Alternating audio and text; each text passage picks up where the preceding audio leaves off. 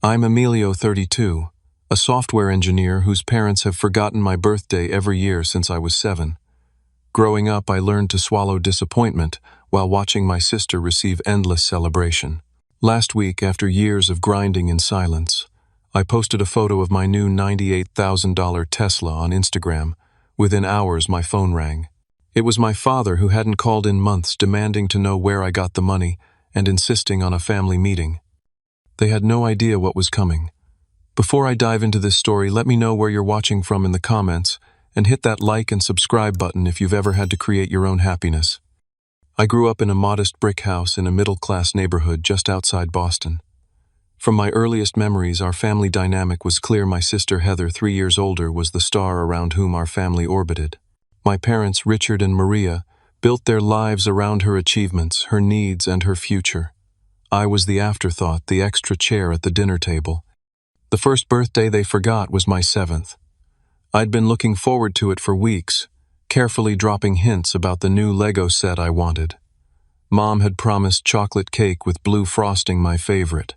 The morning of my birthday, I woke up early and rushed downstairs expecting balloons or at least a card on the table. Instead, I found my parents frantically helping Heather prepare her science fair project that was due that day. "Good morning, honey," Mom said absently, gluing a piece of cardboard to my sister's display board.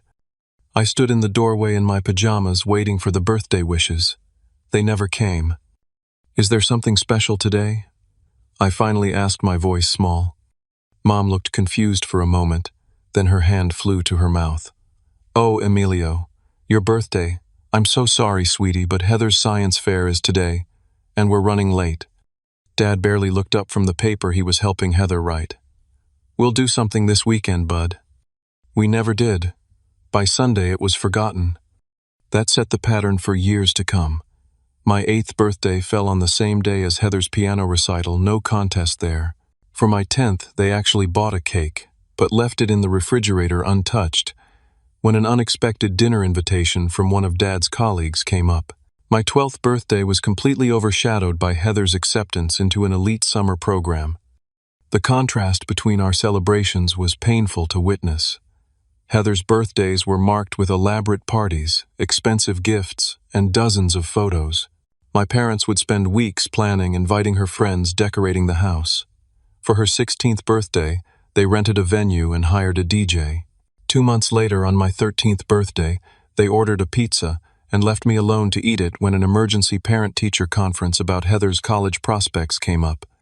It was around this time, at 12 years old, that I found my escape in computer programming.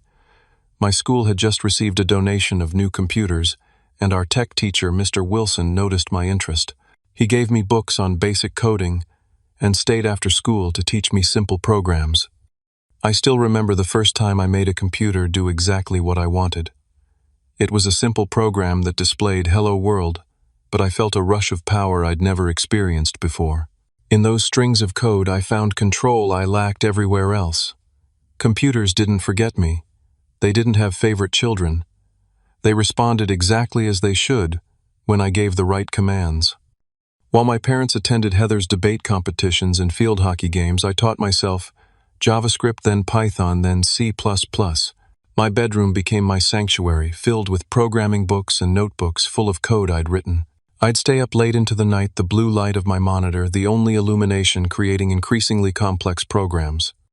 When I was 14, I entered a local programming competition without telling my parents.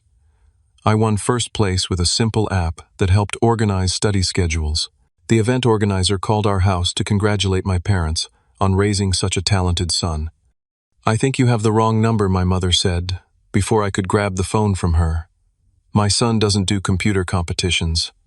I showed them the trophy later that night. My father glanced at it and said, "That's nice, Emilio," before turning back to helping Heather with her college applications. High school continued this pattern. While Heather called home regularly from Harvard with updates that my parents shared proudly with neighbors and friends, I spent most of my time alone in the computer lab or my room.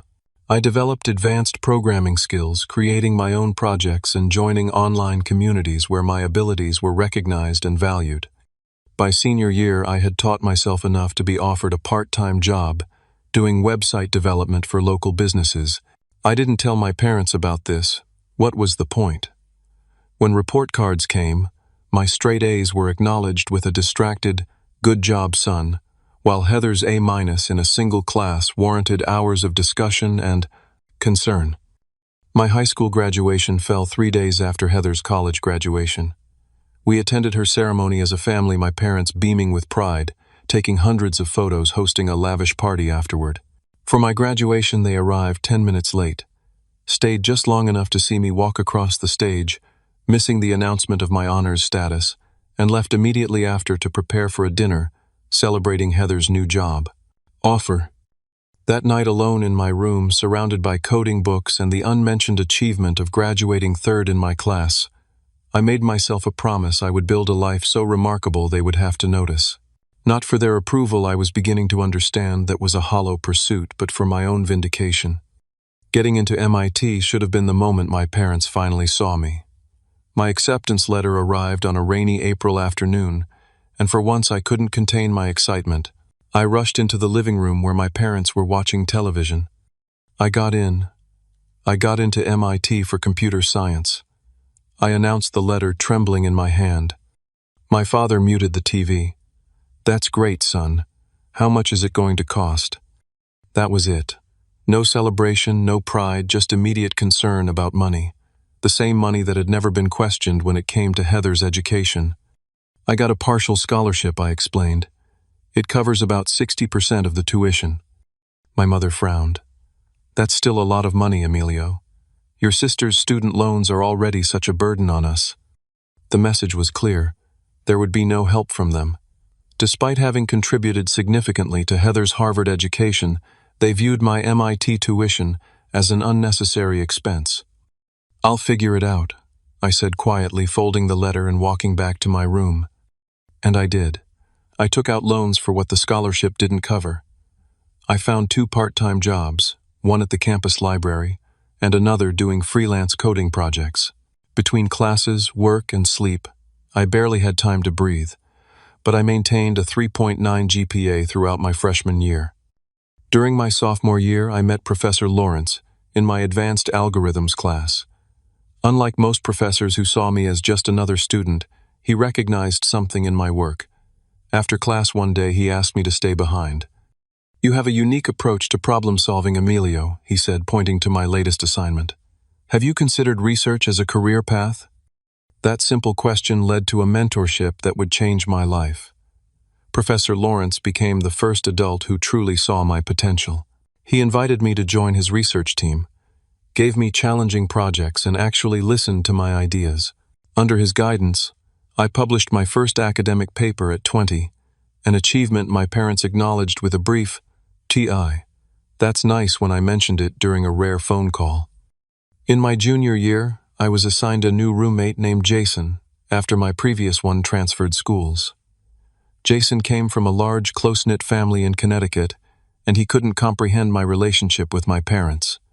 "Wait, they forgot your birthday again?" he asked incredulously, after I received no call on my 20th birthday. "Dude, that's not normal." When Thanksgiving approached, and I mentioned I'd be staying on campus to work, Jason insisted I come home with him. "Nobody should be alone on Thanksgiving," he declared, brooking no argument. That Thanksgiving with Jason's family was a revelation. His parents, Angela and Robert, welcomed me like another son. His 3 siblings included me in their inside jokes and family games. They asked about my studies with genuine interest. When I mentioned my research paper, Angela asked thoughtful questions about it. I found myself talking more at that dinner table than I had in years at my own. Before we left, Angela hugged me tight. "You're always welcome here, Emilio," she said. "Anytime."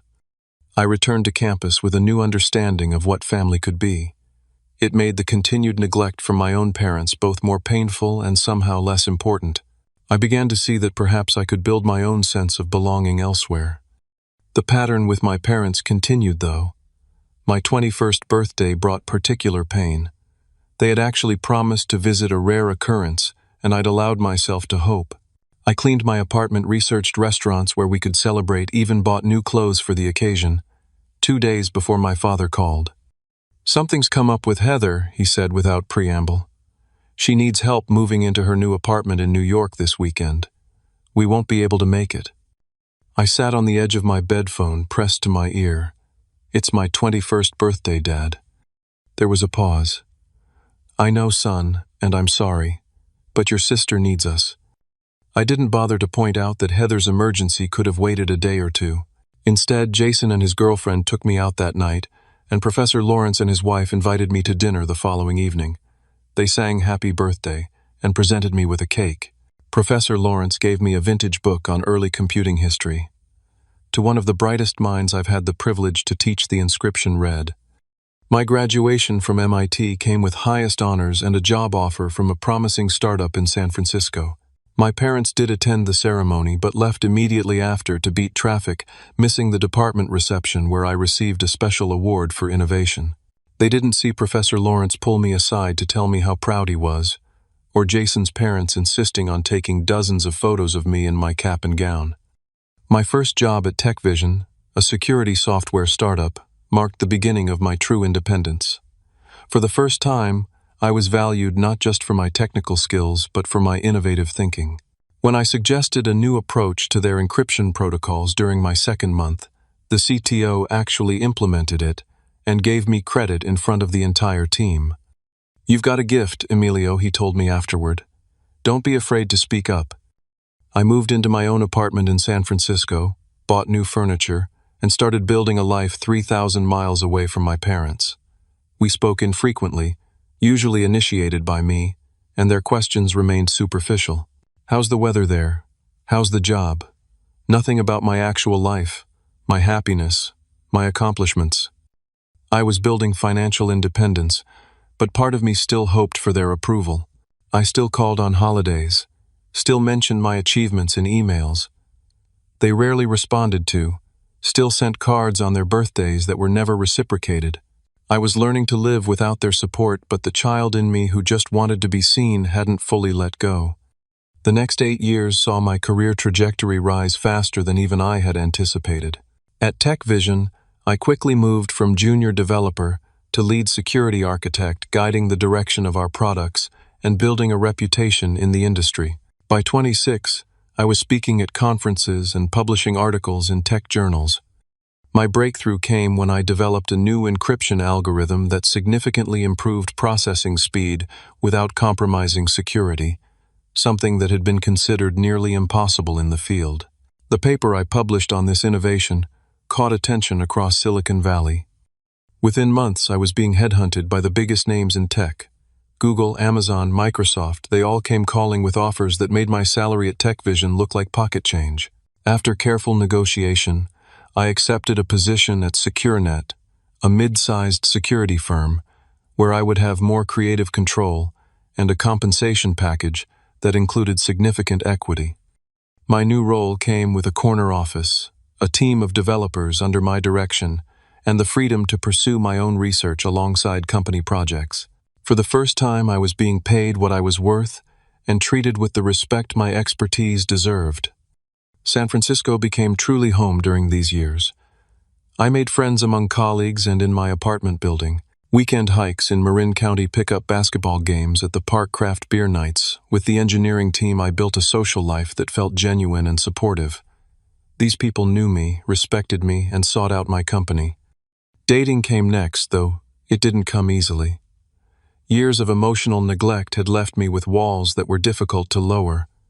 I went through a series of short relationships, unable to fully let anyone in. Then I met Alexandra, a UX designer at a partner company. She was brilliant, kind, and patient enough to see past my defenses. "You go quiet sometimes," she observed one night as we walked along the Embarcadero, "like you've retreated somewhere I can't follow." For the first time, I found myself able to talk about my childhood, about the birthdays forgotten and the accomplishments ignored.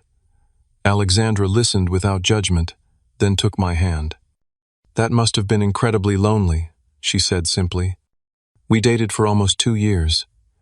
She taught me how to be vulnerable, how to accept care from another person. But ultimately, my emotional walls proved too high even for her persistence. "I love you, Emilio," she said during our final conversation, but I can't keep fighting to prove I won't disappear on you. At some point, you have to believe that not everyone is like your parents. She was right, of course. After we broke up, I finally did what friends had been suggesting for years. I started therapy. Dr. Harrison specialized in childhood emotional neglect, and in our first session, she helped me name what I'd experienced. What you're describing is a form of invisible trauma, she explained.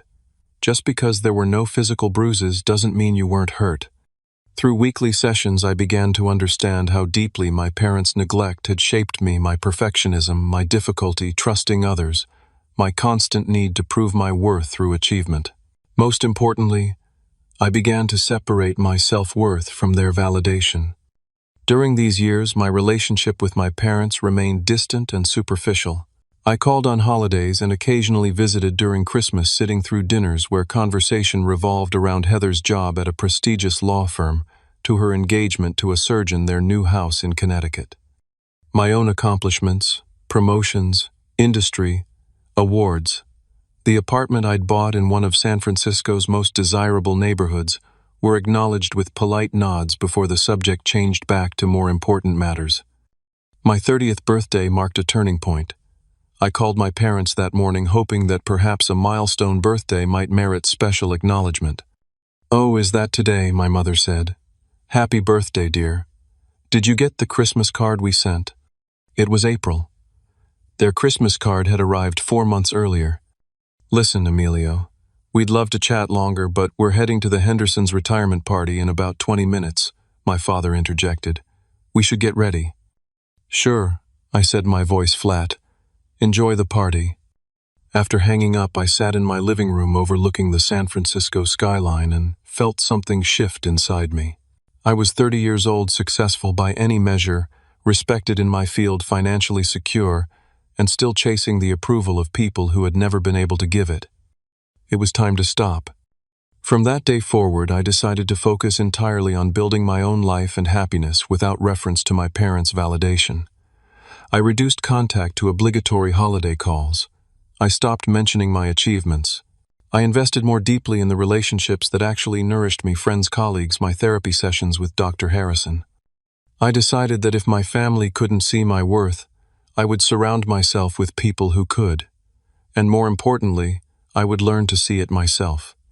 While my career at SecureNet was thriving, I had always harbored dreams of creating something truly my own. In the evenings and weekends, I began working on a personal project, a new type of security software that would revolutionize how companies protected their most sensitive data. The concept came to me during a conference when a speaker mentioned the increasing sophistication of cyber attacks targeting financial institutions. What if there was a way to create a security system that actually adapted in real time to new threats, learning from each attempted breach to strengthen its defenses? My apartment's spare bedroom became my lab. I covered the walls with whiteboards filled with algorithms and system architectures. For months, I worked nights and weekends, fueled by coffee and the thrill of creation. The first 3 prototypes failed spectacularly. They were either too resource-intensive to be practical or couldn't adapt quickly enough to be effective. I nearly gave up after the 3rd failure. I remember sitting on my balcony at 3 in the morning, exhausted and frustrated, wondering if I was chasing an impossible dream. But something kept pulling me back to the problem. The breakthrough came unexpectedly. I was working late one Tuesday night when a simple solution to the processing problem suddenly became clear. We didn't need to analyze the entire system continuously. We could create a prioritization algorithm that would focus resources on the most vulnerable areas based on current threat profiles. I worked for 48 hours straight, barely stopping to eat or sleep. By Thursday morning, I had a working prototype that performed beyond my wildest expectations. When I ran the stress tests, it caught and adapted to 98% of simulated attacks, far beyond the industry standard of around 70%. This wasn't just a minor improvement. It was a paradigm shift in cybersecurity. I named it Adaptive Shield. The question now was what to do with it. The obvious path would be to develop it within SecureNet or sell the intellectual property to one of the tech giants. Either would mean a substantial bonus or licensing fees likely in the high 6 figures. But as I considered my options, I realized I wanted more than that. This was my creation, my vision, perhaps the most significant contribution I would ever make to the field. I didn't want to hand it over and watch someone else determine its future. I decided to take the biggest risk of my professional life. I would start my own company. The next few months were a whirlwind.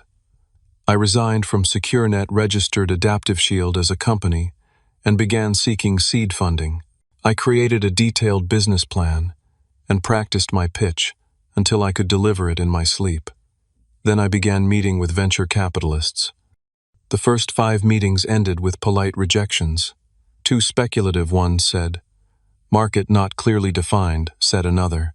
I began to doubt my decision, wondering if I should have taken the safer route of selling the technology outright. Then came my meeting with Westlake Ventures. Marion Westlake, the founder, had built her reputation by backing technologies that others deemed too risky. Unlike the other VCs, she asked detailed technical questions that demonstrated a deep understanding of cybersecurity. At the end of my pitch, she leaned back in her chair and studied me. "This could fail spectacularly," she said bluntly. My heart sank. Or she continued, "It could transform the entire industry. I'm willing to bet on the latter. Let's talk terms." With Westlake's $5 million investment, Adaptive Shield officially launched. I hired a small team of brilliant engineers I'd worked with, previously rented modest office space in Oakland to keep costs down, and threw myself into developing the product for market. The early months were challenging beyond anything I'd experienced. There were technical setbacks, staffing issues, and moments of paralyzing self-doubt. I worked 18-hour days, sometimes sleeping on the office couch rather than going home. The weight of responsibility for my employees' livelihoods added pressure I'd never felt before. 6 months in, we were burning through cash faster than projected and still hadn't secured our first major client. I began to prepare myself for the possibility of failure, not just financial failure, but public failure in the industry where I'd built my reputation. Then came the meeting that changed everything. Through a former colleague, I secured a presentation slot with Bank Secure, one of the largest financial security companies in the country. They were looking for new solutions after a high-profile breach had cost them millions. I knew this was potentially our make-or-break moment. I spent weeks preparing, refining our demo, anticipating every possible question. The morning of the presentation, I arrived early, set up my equipment, and then sat alone in the conference room, taking deep breaths to calm my racing heart. The presentation went flawlessly. When I demonstrated how Adaptive Shield had detected and neutralized their most recent breach in our simulation, a breach that had bypassed all their existing security, the room fell silent. "How soon can we implement this?" the CTO asked, breaking the silence. Within a month, Bank Secure became our first client, signing a multi-year contract worth $12 million. The news spread throughout the industry. Suddenly, companies that had ignored my calls were reaching out, eager to schedule demonstrations. 8 months after that first contract with Adaptive Shield, now serving 15 major clients and growing rapidly, I received an email from tech giant, one of the world's largest technology corporations. They wanted to discuss a potential acquisition. I wasn't looking to sell, but agreed to the meeting out of curiosity. Their initial offer stunned me: $12 million for the company and technology, with a guaranteed 5-year employment contract for me. It was life-changing money, but I knew the technology was worth more. After weeks of negotiation with Marion Westlake's guidance, we settled on $15 million with additional performance bonuses that could add another $5 million over 5 years. The day the money transferred to my account was surreal. I stared at the banking app on my phone, looking at a number that seemed impossible: $15,300,042.17. I had come from forgotten birthdays and rejected college tuition to this moment. Part of me wanted to call my parents immediately to finally prove my worth in the currency they might understand. But another part, the part healed through therapy and friendship and self-acceptance, knew that external validation wasn't the point. Instead, I celebrated quietly with my team, taking them all to dinner and announcing the bonuses they would each receive. I donated $1 million anonymously to MIT's scholarship fund for underprivileged students interested in computer science. And I allowed myself one significant personal indulgence, a Tesla Model S Plaid custom-ordered in midnight blue with every available option. $98,000 an extravagance certainly, but one I could now afford. When the car was delivered, I felt a childlike excitement I hadn't experienced in years. It represented not just luxury but achievement, tangible proof of how far I'd come through my own efforts. I took a photo of myself beside it, and on impulse posted it to my rarely used Instagram account with the caption, "Hard work, persistence, and believing in yourself, even when others don't, it all pays off eventually. Dream fulfilled." I didn't tag my family. I rarely posted anything, and they rarely engaged with my social media. I didn't expect them to see it at all. I was wrong. Despite my financial windfall, my lifestyle remained relatively modest.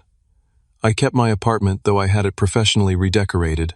I updated my wardrobe with higher quality clothes, but nothing flashy. I invested most of the money, conservatively set up retirement accounts, and created a foundation to support tech education for underprivileged youth. The Tesla was my one obvious luxury, a personal reward for years of dedication.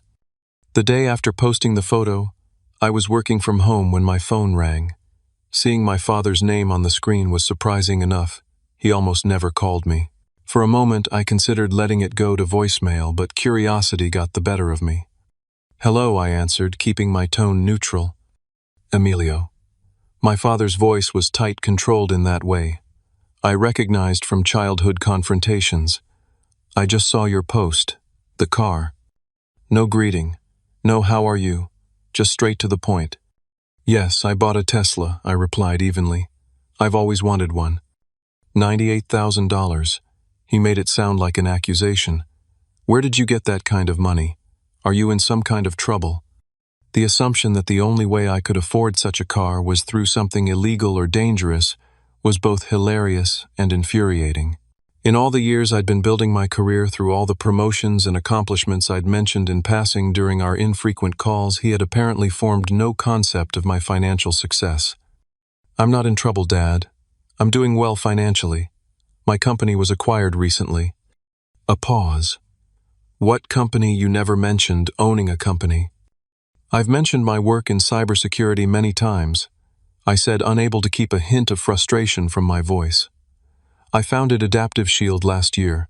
Tech giant acquired us last month." Another long pause. I could almost hear him recalibrating, processing this new information about a son he barely knew. "Well," he finally said, his tone shifting to something I'd never heard directed at me before, something almost like respect. "That's impressive. Your mother and I had no idea you were involved in something so significant." "There's a lot you don't know about me," I said quietly. "Clearly." He cleared his throat. "Listen, your mother and I think we should have a family meeting. We're concerned that you might need some financial guidance with this sudden windfall. It's important to make responsible decisions." I almost laughed out loud. After years of minimal interest in my life, now they were concerned about my ability to handle money. "I appreciate the concern," I said, keeping my voice level, "but I have financial advisors. I'm managing fine." Still, he insisted family should discuss these things. "Heather will be there too. She's very excited to hear about your success. We're thinking tomorrow evening at our house. Can you make it?" The mention of Heather's excitement raised immediate red flags. In our infrequent interactions over the years, my sister had shown little interest in my career or life beyond superficial questions, quickly redirected to her own achievements. "I'm in San Francisco, Dad. I can't just pop over for dinner." "Oh." He sounded genuinely surprised, as if he'd forgotten where I lived. "Well, perhaps next weekend then. This is important, Emilio. Family needs to stick together in times like these." "Times like what? Times when one family member suddenly has money?" The implication was clear, and it made my stomach turn. "I'll check my calendar and let you know," I said noncommittally. After hanging up, I sat staring at my phone, a mix of emotions churning inside me. Less than 5 minutes later, it rang again, my mother this time. "Emilio, dear," she began with unusual warmth, "your father just told me about your business success. Why didn't you tell us? We're so proud." Proud. After 32 years, the word I'd longed to hear as a child now felt hollow and calculated. "It just happened recently," I replied. "I've been busy with the transition." "Well, it's wonderful news. Listen about this family meeting. Your father mentioned, I really think you should come. We have so much to catch up on, and there are important family matters to discuss." "What family matters?" I asked directly. She hesitated. "Well, various things. Heather's been having some challenges with the mortgage on their new house since Thomas's practice has been slow to take off. And your father's considering early retirement. Family should support each other through these transitions, don't you think?" And there it was, the real reason for the sudden interest in my life. Not pride in my accomplishments, not a desire to repair our relationship, but the potential financial benefit I might provide to the family that had never supported me. "I'll think about it," I said, ending the call shortly after. Within the hour, a text arrived from Heather. "Oh my God, baby bro, a Tesla. Didn't know you were secretly loaded. Can't wait to catch up at Mom and Dad's. By the way, did they mention, we're looking at private schools for the twins, so expensive these days." The transparency was almost refreshing. No pretense, just immediate hints about financial needs. I spent the evening in a strange emotional state, simultaneously angry, hurt, vindicated, and anxious. Part of me wanted to ignore them all, to continue building my life without their belated and clearly self-interested attention. But another part, perhaps, the boy who still hungered for recognition, wanted to face them, to finally speak truths long buried. After a restless night, I made my decision. I would attend their family meeting, but on my terms.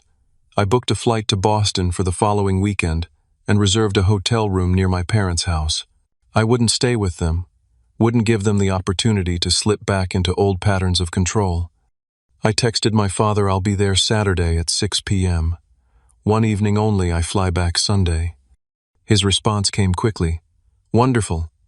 Your mother is already planning a special dinner. We can't wait to hear all about your success." I put down my phone and looked out my window at the San Francisco skyline. For years I had fantasized about a moment when my parents would finally see me, finally value me. Now that moment was approaching, but the circumstances filled me with a complex mix of anticipation and dread. They wanted to talk about money. I wanted to talk about years of emotional neglect. I suspected we were heading for a collision that had been 3 decades in the making. The flight to Boston gave me time to prepare mentally for what was coming. I rehearsed what I might say, how I would respond to various scenarios. By the time I picked up my rental car, I'd specifically requested a luxury model, a small act of defiance against years of being treated as less than I felt, centered and clear about my boundaries. I arrived at my parents' house exactly at 6, parking the Tesla prominently in the driveway. The home looked exactly as it always had, the same neatly trimmed hedges, the same faded welcome mat, the same brass knocker on the door that had never quite been fixed to hang straight. Before I could knock, the door swung open. My mother stood there wearing a dress I'd never seen before and more makeup than she usually wore. "Emilio," she exclaimed, pulling me into a hug that felt unfamiliar and stiff. "Look at you, and look at that car. Come in, come in." My father appeared behind her, extending his hand for a formal handshake. "Son, good to see you. Impressive vehicle." The house smelled of pot roast and fresh paint. I noticed new curtains in the living room and fresh flowers on the coffee table, efforts that had never been made for my previous visits. "Emilio." My sister's voice rang out as she emerged from the kitchen. "There's my successful brother." Heather looked much the same, though her designer clothes and jewelry suggested a lifestyle that might be stretching her finances. She hugged me with unusual enthusiasm. "The twins are with Thomas's parents tonight," she explained. "We wanted adult time to really talk." I nodded, noticing how all 3 of them kept glancing toward the windows, toward the Tesla parked outside. "Dinner's almost ready," my mother announced. "Emilio, would you like a tour? We've made some updates since you were last here." The updates were minimal: a new coat of paint in the guest bathroom, new bedding in what had been my childhood room, but was now clearly used for storage. What struck me was how the house remained a shrine to Heather's achievements. Her trophies still lined the mantel. Photos of her graduation, wedding, and children dominated the walls. The only evidence of my existence was a single school photo, probably from 10th grade, tucked into the corner of a crowded bookshelf. Dinner was a strange performance. My mother had prepared all my childhood favorites, or what she thought were my favorites, though she'd confused several with Heather's preferences. My father opened an expensive bottle of wine he'd apparently been saving for a special occasion. The conversation was even more surreal. They asked questions about my company, my role at Tech Giant, my apartment in San Francisco, subjects they had shown zero interest in previously. My father nodded with exaggerated impression at technical details he clearly didn't understand. My mother repeatedly mentioned friends whose children were also in computers, but not at your level, of course. Heather was the most transparent, peppering the conversation with references to the twins' expensive preschool, their house maintenance issues, and how Thomas was still building his practice after 3 years. I answered their questions politely, but briefly volunteering little additional information. I was waiting, observing this performance with a detached curiosity, wondering when they would get to the real purpose of this gathering. It came as my mother served dessert, an elaborate cake from an expensive bakery across town. So Emilio, my father, began setting down his fork with deliberate precision. We wanted to talk to you about this new financial situation of yours. I took a sip of water. What about it? Well, it's a significant change. Sudden wealth can be challenging to manage properly. Your mother and I have been thinking that as a family we should discuss how these resources might best be utilized. For the family, my mother added quickly, families should support each other. I set down my glass slowly. And how exactly did you envision this family support working? My father leaned forward, warming to his topic. Well, there are several considerations. Heather and Thomas have the twins' education to think about. College funds need to be established early to maximize growth. Heather nodded eagerly. Private school tuition is insane these days, and we're looking at having to renovate the house to accommodate my home office. And of course, my mother continued. Your father and I are thinking about retirement. Our savings aren't quite what we'd hoped with having helped Heather through Harvard and the wedding and helping with the down payment on their house. I listened in silence as they laid out what amounted to a financial wish list help with Heather's mortgage, educational funds for the twins' renovations for their house, supplemental retirement income for my parents. Not once did anyone ask what I planned to do with my money, what dreams I might have for my own future. When they finally paused, expecting my response, I asked a simple question. When was my last birthday? The question clearly caught them off guard. My mother blinked in confusion. Your birthday? Yes. When was it? What did we do to celebrate? My father frowned. It was. In the spring, wasn't it, April? April 17th, I confirmed. And what did we do? An uncomfortable silence fell over the table. My mother fidgeted with her napkin. Well, I'm sure we called. You didn't, I said calmly. In fact, you haven't remembered my birthday with so much as a phone call in 3 years. The last time you remembered was when I happened to call you on that day about something else, and you realized mid-conversation what day it was. We've been very busy, Emilio, my father said defensively, with the twins and... You've been busy my entire life, I interrupted, my voice still measured. Too busy to attend my high school graduation properly. Too busy to help with my college tuition, though you paid for Heather's entirely. Too busy to visit me more than once in San Francisco, though you've been to New York to see Heather 6 times in the last 2 years. I reached into my pocket and pulled out my phone. I have texts here from holidays, from achievements, from moments when I reached out to share something important. Most went unanswered. The responses I did get were perfunctory at best. I set the phone on the table and looked at each of them in turn. For 32 years I have been an afterthought in this family. The extra child, the one whose accomplishments didn't merit, celebration whose pain didn't warrant comfort, whose existence was acknowledged only when convenient. My mother's eyes had filled with tears, but I couldn't tell if they were from genuine remorse or simply discomfort at being confronted. That's not true, Emilio. We love both our children equally. Do you? I asked quietly. Let's test that. Heather, what did Mom and Dad get you for your 30th birthday? My sister shifted uncomfortably. They threw me a surprise party and gave me the pearl necklace that had been Grandma's. I nodded, and for my 30th, I got a text message 2 days late. Dad, what was my thesis topic at MIT? My father's face flushed. Well, it was something in computer science, obviously. You don't know because you never asked. Mom, who was Alexandra? My mother looked blank. Was she a friend from college? She was the woman I dated for 2 years, the only person I've ever told I loved. I mentioned her multiple times during our calls. I even sent you a picture of us once. The silence that followed was heavy with unspoken truths. My father predictably moved to counterattack. This is ridiculous, Emilio.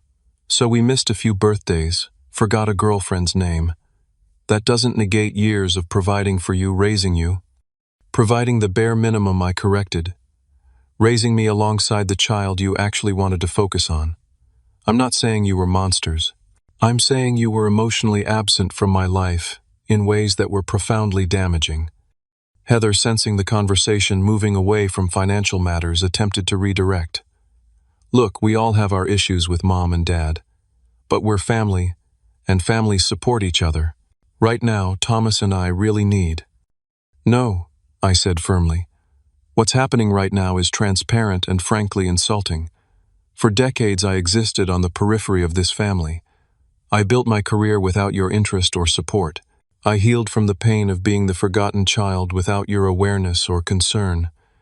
And now that I have money, now that I have something you want, suddenly, I'm the son and brother you've always loved. My mother began to cry in earnest now. How can you say such hurtful things after all we've done? After all you've done, I repeated, my control finally slipping as years of suppressed hurt surged forward. Let me tell you what you've done. You've taught me that my worth as a person was conditional. You've shown me that my achievements meant nothing unless they served your narrative. You've demonstrated that in your version of family, some children matter more than others. I stood up from the table. I didn't come here for a performative family reunion. I came because I needed you all to hear this truth finally. I am not your backup plan. I am not your financial safety net. I am a person who deserved to be loved and seen for who I was, not what I could provide. My father's face had turned dark with anger. So that's it. You come here to throw our failures in our faces and refuse to help your family when we need it. Is that who you've become? I looked at him steadily. I've become someone who understands what real family means. It means celebrating each other's joys. It means showing up consistently, not just when there's something to gain. It means remembering birthdays and caring about heartbreaks and being interested in each other's lives. I walked to the door, then turned back. If you want to know who I've become, I'm someone who finally understands his own worth, and it has nothing to do with a $98,000 car. With that, I walked out, leaving them in stunned silence behind me. As I drove away in the Tesla that had precipitated this long-overdue confrontation, I felt something shift inside me, a weight lifting a wound finally lanced after festering for decades. The drive back to my hotel was a blur. My hands shook on the steering wheel, adrenaline coursing through my system after the confrontation I'd spent most of my life avoiding. I'd said things I'd been holding back for decades, truths that had lived in the shadows of my mind, shaping my actions without my full awareness. Once in my hotel room, I sat on the edge of the bed, emotions washing over me in waves. There was anger, certainly, and lingering hurt. But there was also an unexpected feeling of lightness, of release. I had finally stopped pretending that the dynamic with my family was normal or acceptable. I had named it for what it was. I took out my phone and saw multiple missed calls and texts from my parents and Heather. I wasn't ready to engage again so soon. Instead, I called Jason, my college roommate, who had remained a close friend through the years. You actually said all that he asked after I recounted the evening. Damn, Emilio. That's been a long time coming. Too long, maybe, I admitted. I don't know if I handled it right. There's no right way to confront years of emotional neglect, Jason said. The important thing is you stood up for yourself. How do you feel? I considered the question seriously. Shaken, sad, but also free. Like I've been carrying this weight of trying to earn their approval and I've finally put it down. That's exactly what you've done, Jason affirmed, and it's about time. We talked for nearly an hour, his steady friendship, a reminder of the genuine connections I'd built outside my family of origin. By the time we hung up, my breathing had steadied, and I felt centered enough to check the messages from my family. My father's text was predictably defensive. Your outburst tonight was unfair and hurtful. We've always done our best as parents. When you've calmed down and are ready to apologize, we can discuss moving forward as a family. No acknowledgement of my feelings, no reflection on the patterns I'd pointed out, just an expectation that I would eventually fall back in line. My mother's message struck a slightly different tone. Emilio, I'm very upset by what happened tonight. I had no idea you felt so overlooked all these years. I need time to process everything you said. Please call when you're ready to talk. At least there was a hint of recognition there, though I wasn't sure how deep it went or how long it would last. Heather's text was the most surprising. Hey, what you said tonight about being the forgotten child. I never saw it that way, but looking back, I can see some truth there. I was so caught up in the attention I got that I never noticed what you weren't getting. That's on me too. For what it's worth, I'm sorry. Her message brought unexpected tears to my eyes. Of all the responses, hers contained the most genuine reflection, the most willingness to consider another perspective. It wasn't a complete understanding, but it was a start. I slept poorly that night. My dreams filled with fragments of childhood memories. Forgotten birthdays, empty chairs at achievements, the constant sense of being secondary. I woke early and checked out of the hotel, changing my flight to return to San Francisco that morning rather than waiting until evening as originally planned. I needed to get back to my real life, to the world I had built for myself. Over the following weeks, I maintained my distance, taking time to process the confrontation and its aftermath. I continued my therapy sessions with Dr. Harrison, working through the complex emotions the family meeting had stirred up. You've done something very difficult, she told me. You've broken a family pattern that's existed your entire life. That takes tremendous courage. I'm not sure it changed anything, I admitted, except maybe making things worse. Change doesn't happen in a single conversation, she reminded me. You've planted seeds of awareness. What grows from them is up to each individual, but you've done your part by speaking your truth. A month after the confrontation, my father sent a brief email. Your mother and I have been discussing your visit. While we don't agree with how you characterized our parenting, we recognize that we may have had different approaches with you and Heather. If you'd like to have a calmer conversation about this, we're open to that. It wasn't a full acknowledgement, but it was more reflection than I'd ever seen from him. I responded that I appreciated their willingness to talk and would reach out when I felt ready. My mother began sending occasional texts, nothing dramatic, just small connections. A photo of their garden, a question about the weather in San Francisco, a mention of a computer article that made her think of me. Small steps, but consistent ones. The most significant change came with Heather. 2 months after our confrontation, she called me directly. I've been doing a lot of thinking, she said without preamble, about how things were growing up, about how much attention I got and how little you got. I talked to Thomas about it, and he helped me see how unfair it was. I appreciate that, I said, genuinely moved by her reflection. I also realized something else, she continued. When I called after seeing your Tesla, I immediately jumped to how you could help us financially. I didn't even ask about your accomplishment itself, how you built a company, how hard you must have worked. That was shitty of me, and I'm sorry. Her apology, freely given without excuses, felt like the first authentic connection we'd had in years. Thank you for saying that, I replied. It means a lot. I'd like to know more about your company, she said. About your life in San Francisco. About you, really, if you're willing to share. That call marked the beginning of a new relationship with my sister, not perfect, but evolving in a more balanced direction. We began having regular video calls. She introduced me properly to her twins, and I became a real uncle to them rather than a distant figure they barely knew. With my parents, progress was slower and less certain. I established clear boundaries about what I would and wouldn't discuss, particularly regarding money. I made it clear that our relationship needed to be built on genuine interest and connection, not financial expectations. 3 months after the confrontation, I agreed to a video call with both of them. It was awkward and tense at times, but we managed to have a conversation that didn't descend into defensiveness or accusations. My father actually asked about my work with genuine curiosity, and my mother showed me photos of her garden without immediately pivoting to talk about Heather. In my own life, I continued building connections that nourished me. I deepened friendships with colleagues and neighbors.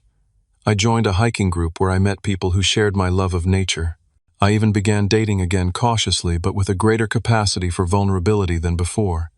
The foundation I had established to support tech education for underprivileged youth became a significant focus. I volunteered regularly, mentoring young people who reminded me of myself at that age, bright, eager, but lacking support. Helping them access opportunities and watching their confidence grow became one of my greatest joys. On my 33rd birthday, I received a surprise, a handwritten card from my parents that arrived on the actual day. Inside, my mother had written, "We are trying to do better, Emilio.